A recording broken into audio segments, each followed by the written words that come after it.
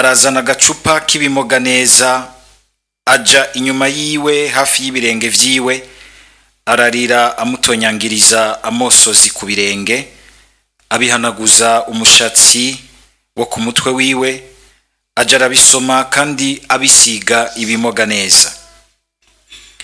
Wa mufarizayo yamutumiye abibonye yibwira ati, uyo muntu iyaba yari umuhanuzi yari kumenya uyo mugore amukora ko uwo ari we n'ingene agenze ko ari umunyabicumuro. Yezu nawe amubwira ati, Simoni, hari ico ngomba kukubwira. Nawe ati, yaga Mukama. Yezu aramwishura ati, hari uwari afise abamufitiye imyenda babiri, umwe yaramufitiye amadenariyo 500, uwundi 50. Babuze ico bishura, abarekurira bompi. None muri abo bompi uzomukunda kuruta uwundi ninde? Simoni amubwira ati, ngira ngo nuwarekuriwe umwenda munini. Yezu aramubwira ati, waharashe. Ahindukiye araba wa mugore abwira Simoni ati, uyu mugore uramubona? Ninjiye mu nzu yawe ntiwasukako amazi ku birenge, ariko we kuvaho yinjiriye yabibombekesheje amosozi yiwe, abihanaguza imishatsi yiwe. Ntiwasomye, ariko we kuvaho yinjiriye ntiyigeze ahengeshanya gusoma ibirenge vyanje. Umutwe wanje ntiwawusize, ariko we ibirenge vyanje yabisize ibimoga neza. Nico gituma ndabikubwiye, ibicumuro vyiwe vyinshi biragiriwe ikigongwe, kuko yerekanye urukundo rwinshi. Ariko uwo barekuriye bike yerekana urukundo ruke. Araheza abwira wa mugore ati, ibicumuro vyawe biragiriwe ikigongwe. Abo vyari kumwe ku meza batangura kwiyumvira bati, uyu muntu ari kuri ibicumuro n'umuntu nyabaki. Yezu rero abwira nyamugore ati, ukwemera kwawe kwagukijije, genda amahoro. Dushimagize iyi nkuru nziza ya Kristo.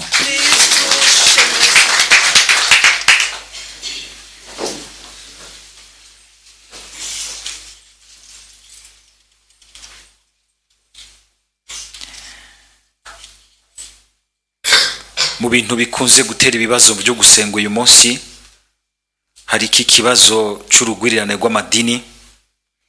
Mbere gihaye kitakiba gusa ikibazo nogira ntico mu kibano gisanzwe, nako ikibazo c'ivyo gusenga gisanzwe, ahubwo kigacika ikibazo c'ikibano gikomeye gose. Ntigipoza gusa un problème religieux, mugabo kigatera ingorane au niveau social. Mukabona yuko mbere hari igihe bitera ikibazo, ugasanga nko mu muryango umwe w'umugabo n'umugore n'abana, hariho nk'amadini angana nuko bangana mu nzu. Ukumva umenga kubera ivyo bintu vy'Imana uko vyinjiye aho hantu, biratuma abantu bataciyumva namwo ngo bashikirane, ahubwo kamenga ku ruhande rumwe bacika nk'abansi, bigatera ikibazo. Ku buryo twavyumvise nko ngaho hakujya mu Rwanda batanguye kuza barugara zimwe, hazohava habaho amadini angana nuko abantu bangana. Aho hose nukuvuga iki? Nukuvuga yuko uko amadini agwirirana avuga ivya Yezu, abariyo bose bakaza bazanye Bibiliya, suko bakiyibona bakiyumva uko twumvise Paulo ayagiye abanyekoreni. Iri jambo sinzi ko mwari kurikiye neza, ngo ndasubiriye kubibutsa ya nkuru nziza. Ya nkuru nziza si yindi nkuru nziza nshasha nzanye. Ya nkuru nziza nabamenyesheje ngo ariyo mwakiriye mugahagararamwo, kandi idahengeshanya kubakiza nimba muyigumya nk'uko nayibamenyesheje. Hari abantu uyu munsi ubona yuko umenga barazi neza ko abantu bakunda ibintu bishasha umwanya wose. Amadini nayo nyene azoguma avuka akurikira ibintu vya teknoloji.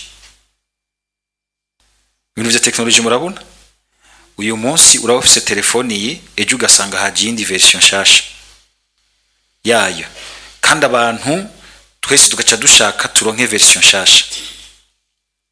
Gukunda bishasha ntivyari bibi, mugabo no kuraba yuko bishasha vy'ukuri bizanye inkuru nziza, ku buryo bw'uko mbere tutavyitondeye nk'ibintu vya teknoloji biguma bizana ibishasha uko umwaka uheze, uko akanya gaheze, bishobora kutubibamwo kuba abantu butuzeze, abantu bajana n'ibintu ivyo ari vyo vyose vyadutse, bikatuvyaramwo kuba abantu bazahuka, abantu menga n'udupapillon, tunyugunyugu, batamenya ko ubuzima buhagarara bwa mbere ku kintu cy'intashinguka. Hariho ibintu by'intashinguka mu buzima utaraparvena kubibona neza, n'ivyo bishasha ntumenye ingene uvyinjiza, umenye ivyo ushobora kugira akamaro ufatiye ku hantu ushaka gushika, aho ushaka gushika. Ibishasha nivyo, ariko bitegerezwa kuza ahantu hateguwe, hari inkingi z'ibintu bifashe bidahinduka. Hari inkingi z'ubuzima iyo uzikoze ko na bishasha bicebura aho bifatira, bikamera nk'ibintu bigupayura, gasanga umenga ego nta reference nimwe ufise, umengura umuntu azitamba uko zivugijwe, kama kagira ati nta kuzitamba uko zivugijwe, zivugirize kandi umenye ingene uzitamba. Zivugirize kandi umenye ingene uzitamba. Para kagira ati rero sindabashikirije ibindi bintu menga n'ibindi bintu nico bacobeye, ibintu niremaremeye ndabazaniye. Ejo twarumvise mbere no musara bisubiyemo ngo narabashikirije ico nanje nashikirijwe. Inkuru nziza si y'umuntu yiremera agira ati jewe, nivyo biduharaye tubona cane cane muri aya madini menshi y'abaporoti. Unagira ati ngo jewe ngo naronse umuriro mushasha, ngo Imana ngo yagize reveye muri jewe, ngo ndazanye ibindi bintu bishasha. Vuba vyayinaye.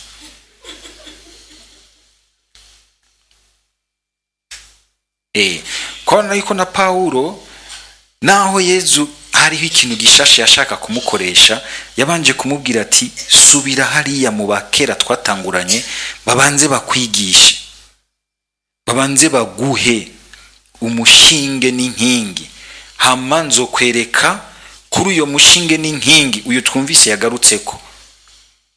Yama ariko aragarukako nukuvuga iki? Ukubabara, ugupfa no kuzuka vya Yezu Kristo. Aho hantu umuntu azoza bigisha ibintu vyose biciye kubiri no ngaho, muraca mubwira muti bye bye, wewe nturi mu ntumbero y'inkuru nziza, ntuzanye ubuhigwe n'akanyamuneza birokorera ubuzima umuntu. Iyo nkingi, uwo mushinge niwo yabanje nawe nyene kwakira, hanyuma arumviramwo ico Yezu Kristo agomba kubandanya yubakamwo abantu mu kubarokora, akabagira umuryango wiwe, akabandanya anoganza mu kubigisha. Mwumvise ingene agira ati harabo yabonekeye, harabo yabonekeye abahuye nawe. Ubwo burya bose bajya baza bitwaje Bibiliya nabahuye na Yezu vy'ukuri. Nabaza bahuye na Yezu vy'ukuri, canke nabahuye n'ikindi kintu cicitiranwa na Yezu. Ntimukangwe n'ibitangaro bashobora gukora, kuko harabikoreshwa n'amashetani, mugabo ashobora kuba yinyigeje mu vy'Imana. ariko no kuri je murambwira Yezu ntiyezu uratekereza gose ku buryo ureka n'amashetani ashobora gukoresha ibintu vyawe ukayareka nyene ntuyacishe kurushi. Ni kubera yuko ari Imana twese akaturindira tugashobora no gukoresha ibintu vyiwe kutariko tugashobora. Narigeze kubona filime sindayibuka neza, nari nkiri mu seminari, aba bantu bita aba extremiste, bari abantu baba extremiste mu vy'Imana no mu vyo kwemera mu bakristo. Aheje kuniga umuntu agaca muhezagira ati ndaguhezagiye Imana ikwakire ntuzoje mu muriro. Abona umenga arafashije Imana gucyorora isi, rimwe abantu bategerezwa gupfa bakavaho hasigara abantu beza. Mugabo ntiyumve yuko aho yahuvye gose yuko Yezu atari uwazanywe n'aberanda, ari wa muganga yazanywe n'abagwayi. Hari igihe murambona abatari bakumenga barafashwe nako kantu, ugasanga reaction ya mbere tugira ku muntu twibaza ko ari umunyakabi ni yukumenga yozimangana naveho ibintu vyiwe biranuka asa nabi mu mutima, n'umusharati n'umusambanyi tupa inje. Nivyo abafarizayo bagomba ko yezagira ahuye n'uyu mugore aja agira ibimenyetso biteye amakenga. Kandi ndazi ko twese iyo tuhaba abatari bake twari gutirimuka. Yezu bijya bintu ujya mugware ko kandi ujya turamuza mu gisagara twese n'umumaraya. Mwese mwari guhenuka. Mugabo Yezu atwigishirije mwati be mwitonda, genzwa n'ubwitonzi apana n'ibintu biciye byidomeka muri wewe. Banza witonde ntuzibiri inyuma, reka gushoka ucurubanza, reka gufatira kubyo uca wiyumvira ukebwa cyangwa ibyo bose bagenda bariyumvira bakubwira. Banza ukurikirane kiri inyuma, itonde urabe neza, kuko ibintu birashobora kuba biboneka inyuma uku kumwe mugabo umutima atari umwe. Namampimbagwa ingene no kumusaraba Yezu yemera kubambwa hagati y'ibisuma bibiri. Nibisuma niko vyitwa vyose ariko ntibisangiye umutima. Agasubira kutubwira ati menya kumviririza ibintu bwa mbere mu mutima w'imbabazi. Nubwo utaramenya ukuri kose, twaga ubwa mbere no kugira imbabazi. Reka gutwaga ubwa mbere no guca wigira umweranda y'ukundi ari uwo guca batsindaho bagakuraho.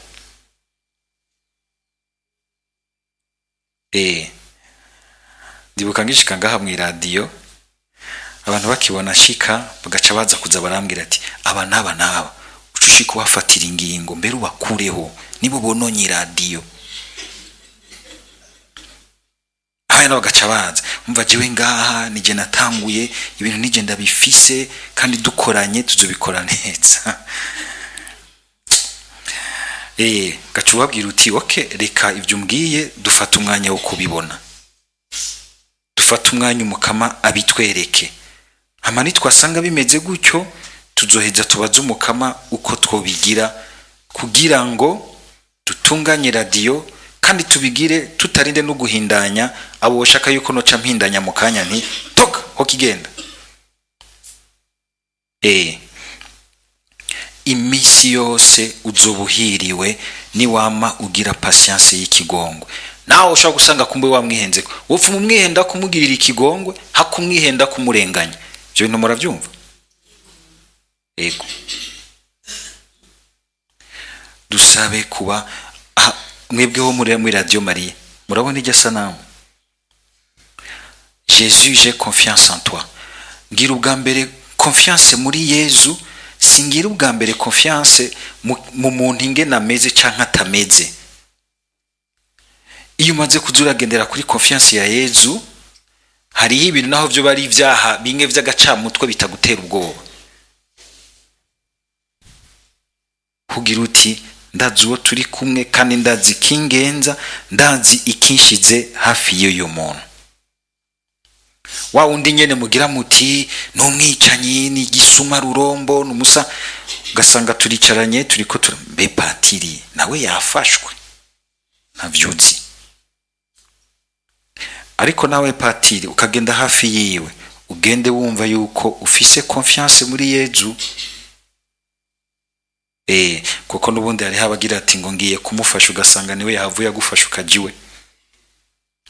Ivyo vyose no kugira ngo umwe wese agume yakira iyo nkuru nziza y'imbabazi z'Imana, kandi tukemera ko natwe ducika umuhora w'imbabazi z'Imana. Kumva ko warekuriwe vyinshi, kwiyakira nk'uwarekuriwe vyinshi.